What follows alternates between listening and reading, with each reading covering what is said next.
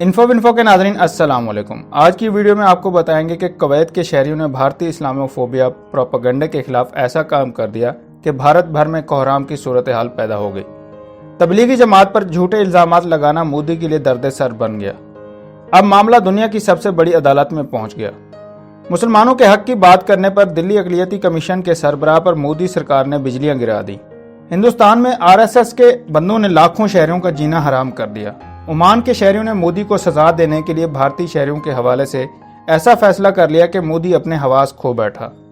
اسلامی ممالک کے اتحاد نے مودی کے لیے خطرے کی گھنٹی بجا دی۔ ویڈیو کے آخر میں آپ کو یہ بھی بتائیں گے کہ مودی عرب ممالک کے ساتھ تعلقات کو بہتر کرنے کے لیے کیسے منتوں پر اتر آیا۔ ویڈیو میں آگے بڑھنے سے پہلے نئے آنے والے دوستوں سے گزارش ہے کہ چینل کو سبسکرائب کر لیں اور گھنٹی کے نشان کو ضرور دبائیں۔ ویڈیو کو واٹس ایپ اور فیس بک پر ضرور شیئر کر دیں۔ ناظرین کرام، کویت کے شہریوں نے ہندوستانی مسلم نسل پرستی کے خلاف بڑا اقدام کر ڈالا۔ کویت کے شہریوں نے اس کام کے لیے ووٹنگ کا آغاز کر دیا ہے، جس میں بین الاقوامی فوجداری عدالت پر زور ڈالا گیا ہے کہ وہ ہندوستانی مسلمانوں کے خلاف جرائم کی غیر جانبدار تحقیقات کرنے کا حکم صادر کرے۔ ٹویٹر اکاؤنٹ رکھنے والے عبدالرحمان النصر نے، جو کہ کویت کا شہری ہے، انہوں نے اپنے ٹویٹر پیغام میں کہا ہے کہ اسے امید ہے اس معاملے پر سب ووٹ ضرور دیں گے۔ عبدالرحمان النصر نے سوالیہ انداز میں پوچھا کہ دنیا بھر میں اپنے مسلمان بھائیوں پر ہونے والے ظلم و بربریت کو عالمی عدالت میں لے جانے میں اپنا اپنا کردار ادا کریں۔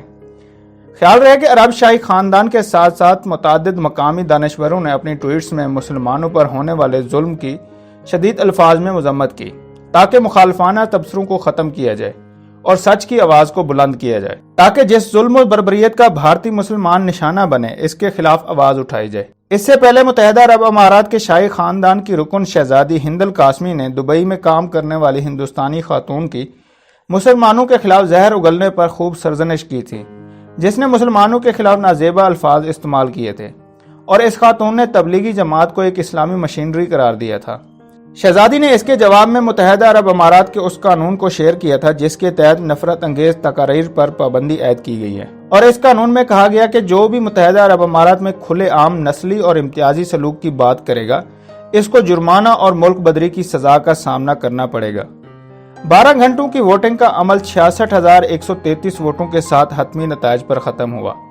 اس کے علاوہ ایک اور خلیجی ممالک سے تعلق رکھنے والے ٹویٹر اکاؤنٹ نے دنیا بھر کے مختلف حصوں میں سوشل میڈیا اکاؤنٹس کے ذریعے اسلاموفوبیا اور نفرت پھیلانے والی RSS کے کارکنوں کی سرگرمیوں کی اطلاع دینے کے لیے ایک خاص قسم کی مہم کا آغاز کیا ہے۔ ناظرین کرام، عمان ایک اہم ترین ملک ہے اور دارالحکومت مسقط ایک اہم بندرگاہ کے ساتھ منسلک ہے، جو بہت بڑے تجارتی مرکز کے طور پر جانا جاتا ہے، جو پوری دنیا کے کاروباری شخصیات کے لیے ایک کشش کی حیثیت رکھتا ہے، اور بڑی بات یہ ہے کہ ملک کے بیشتر ملازمین کو روزگار کے بہت سے مواقع فراہم کرتی ہے۔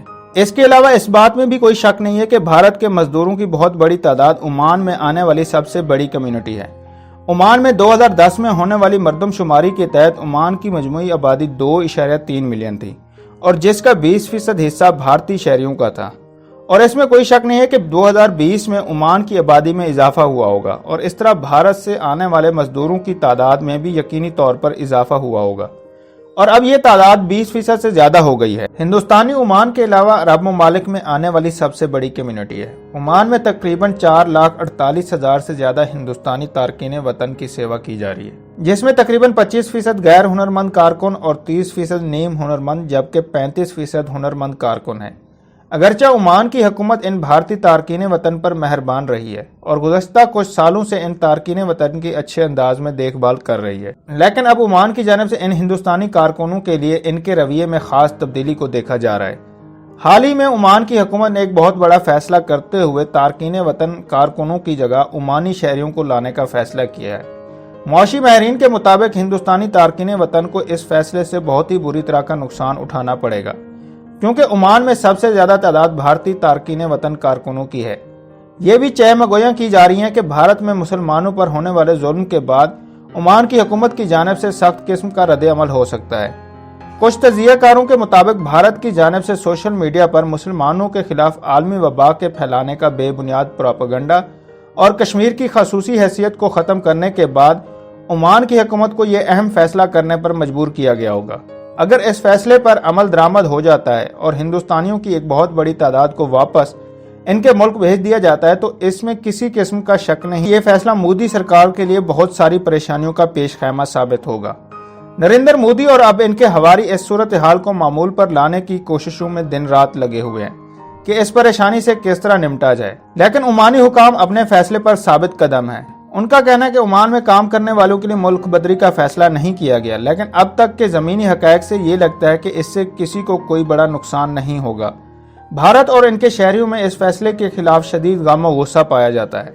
نریندر مودی اور ان کے سیاسی دوستوں کے لیے یہ صورتحال انتہائی پریشان کن ہو گئی ہے۔ جب کچھ دن قبل ڈاکٹر مونا فہد محمود السعید نے ایک ٹویٹ میں مسلمانوں کے خلاف کیے جانے والے سلوک پر بھارتی حکومت کو شدید تنقید کا نشانہ بنایا تھا۔ ڈاکٹر مونا فہد محمود السعید ایک بہت ہی بڑی تعلیمی شخصیت ہیں اور عمان کے سلطان قابوس یونیورسٹی میں اسسٹنٹ وائس چانسلر کے عہدے پر اپنے فرائض سر انجام دے رہی ہیں۔ عمان کے نوجوانوں کی اکثریت ان کی تعلیمی خدمات کی معترف ہے۔ کہا جاتا ہے کہ ڈاکٹر مونا فہد کی زندگی کا یہ مشن ہے کہ وہ عمانی نوجوانوں کو جدید علوم کو تکنیکی بنیادوں کے تحت ان نوجوانوں میں روشناس کروائے۔ وہ شاہی خاندان میں ایک معزز شخصیت کے طور پر جانی جاتی ہیں۔ ان کی ٹویٹ کے جواب میں بھارتیوں کی ایک بڑی تعداد نے ڈاکٹر مونا فہد کے خلاف منظم انداز میں مہم شروع کر دی۔ ان کے خلاف نازیبا اور گستاخانہ جملوں کا بے دریغ استعمال کیا اور کچھ جگہوں پر ان کی کردار کشی کا مظاہرہ بھی کیا گیا۔ بھارت کے خلاف عرب دنیا کی تنقید میں مودی کے حواریوں کی جانب سے سوشل میڈیا پر یہ پراپیگنڈا کیا گیا کہ شہزادی کے اکاؤنٹ کو کچھ ایجنسیوں نے ہیک کیا تھا اور ان کا اس ٹویٹ سے کوئی تعلق نہیں تھا جس میں بھارتی مظالم کی مذمت کی گئی تھی۔ دوسرے لفظوں میں مودی کے حواریوں نے یہ تاثر دینے کی کوشش کی یہ سب کچھ پاکستان کی جانب سے سوشل میڈیا ایکٹیوسٹ نے کیا ہے۔ مشرق وسطیٰ کے طاقتور ترین 6 ممالک باشمول سعودی عرب، کویت، متحدہ عرب امارات، بحرین اور قطر بھی بھارت میں مسلمانوں پر کیے جانے والے ظلم پر اسی ناراضگی کا اظہار کر رہے ہیں۔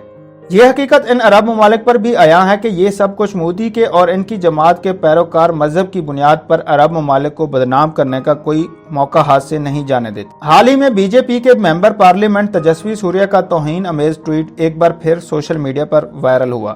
یہ ٹویٹ عرب خواتین کے خلاف نازیبا جملوں پر مشتمل تھا۔ ناظرین کرام، ادھر ڈاکٹر ظفر الاسلام خان جو دلی اقلیتی کمیشن کے چیئرمین ہیں پر سوشل میڈیا پر متنازع پوسٹ کے الزام میں ان کے خلاف مقدمہ درج کیا گیا ہے، جنہوں نے ایک پوسٹ شکریہ کویت کے نام سے ٹویٹر پر شائع کی تھی۔ ہندوستانی میڈیا کے مطابق ان کے خلاف یہ ایف آئی آر دلی کے وسنت کنج کے مقامی رہائشی کی شکایت پر درج کی گئی ہے۔ ان پر سوشل میڈیا پوسٹ میں اشتعال انگیزی اور معاشرے میں تفریق پیدا کرنے کا الزام عائد کیا گیا۔ دلی پولیس کے اسپیشل سیل کے جوائنٹ کمشنر نیرج کمار کے مطابق ڈاکٹر ظفر الاسلام خان کے خلاف تعزیرات ہند کی دفعہ 124A اور 153A کی دفعات کے تحت وسنت کنج کے ایک باشندے کی شکایت پر کارروائی کی گئی ہے۔ 1 مئی کو ڈاکٹر ظفر الاسلام کو اپنی 28 اپریل کو ٹویٹر اور فیس بک پر پوسٹ کی گئی پوسٹس کی وضاحت کرنا پڑ گئی۔ انہوں نے کہا ہے کہ 28 اپریل کی جس ٹویٹ میں نے کویت کو ہندوستانی مسلمانوں پر ہونے والے اس سال کو اپنی جانکاری میں لینے کے لیے شکریہ کہا تھا، جو کہ شمال مشرقی دلی میں ہونے والے تشدد کے بارے میں تھا، لیکن اس سے کچھ لوگوں کو ٹھیس پہنچی ہے اور میرا ارادہ کسی کو ٹھیس پہنچانا نہیں تھا۔ مجھے احساس ہوا کہ میں نے غلط وقت پر ٹویٹ کیا ہے۔ میں نے اس وقت ٹویٹ کیا جب پورا ملک میڈیکل ایمرجنسی کی حالت میں تھا اور ایک طبقے نے حقائق سے ہٹ کر میرے بارے میں غلط رائے بنا لی۔ میرا ایسا کوئی ارادہ نہیں تھا اور نہ ہی میں نے ایسا کچھ کہا تھا کہ جس کا غلط مطلب نکالا گیا۔ ڈاکٹر ظفر الاسلام خان نے وائس آف امریکہ سے بات کرتے ہوئے کہا تھا کہ انہوں نے میڈیا کے دعوے کے برعکس نہ تو اپنا ٹویٹ ڈیلیٹ کیا ہے اور نہ ہی معافی مانگی ہے۔ ان کے بقول انہوں نے ٹویٹ کے لیے معافی نہیں مانگی بلکہ ایک غیر مناسب وقت پر اسے جاری کرنے کے لیے معافی مانگی ہے۔ ڈاکٹر ظفر الاسلام خان نے کہا کہ میں اپنے موقف پر قائم ہوں اور ملک میں نفرت انگیز سیاست کے خلاف میری لڑائی جاری رہے گی۔ ایف آئی آر، گرفتاری اور جیل میرا راستہ نہیں بدل سکتے۔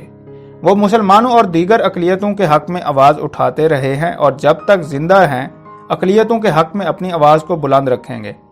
ان کے بقول کچھ لوگ نہیں چاہتے کہ انہیں دوبارہ اس منصب پر فائز کیا جائے، اس لیے ان کے خلاف ایک ماحول بنایا گیا ہے۔ دریں اثنا درجنوں سرکردہ شہریوں اور انسانی حقوق کے کارکنوں نے ڈاکٹر ظفر الاسلام خان کے حق میں ایک بیان جاری کیا تھا اور بھارتی حکومت سے ان لوگوں کے خلاف قانونی کارروائی کا مطالبہ کیا تھا جنہوں نے ان کی فیس بک پوسٹ کو مبینہ طور پر تروڑ مروڑ کر پیش کیا تھا۔ اس بیان پر 90 سے زائد شخصیات کے دستخط تھے، جن میں سوامی اگنی ویش، عرفان انجینئر، جاوید نقوی، جان دیال، ارون کمار اور روی نائر وغیرہ شامل ہیں۔ دوستو، ویڈیو پسند آئی ہے تو لائک اور کامنٹ کر دیں اور اگر ابھی تک چینل کو سبسکرائب نہیں کیا تو سبسکرائب کر لیں اور گھنٹی کے نشان کو ضرور دبائیں۔